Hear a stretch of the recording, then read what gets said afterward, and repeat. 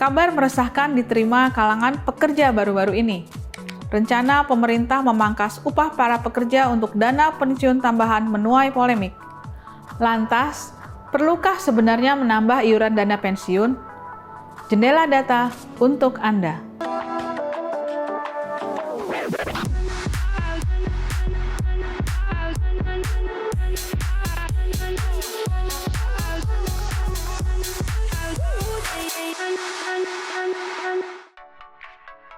Setiap orang menginginkan masa tua kelak bisa dijalankan dengan nyaman dan sejahtera.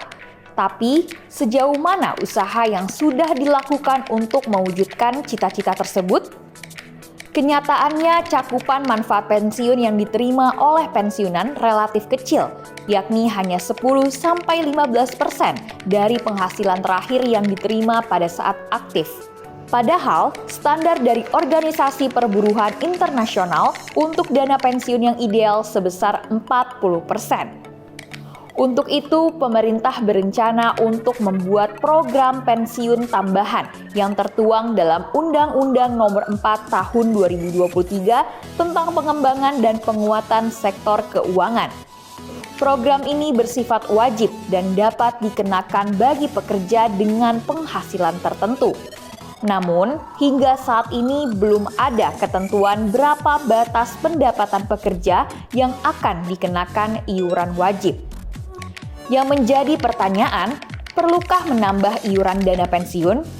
Secara prinsip, iuran pensiun yang diwajibkan oleh pemerintah melalui sistem jaminan sosial di BPJS TK saat ini memang belum ideal untuk jangka panjang.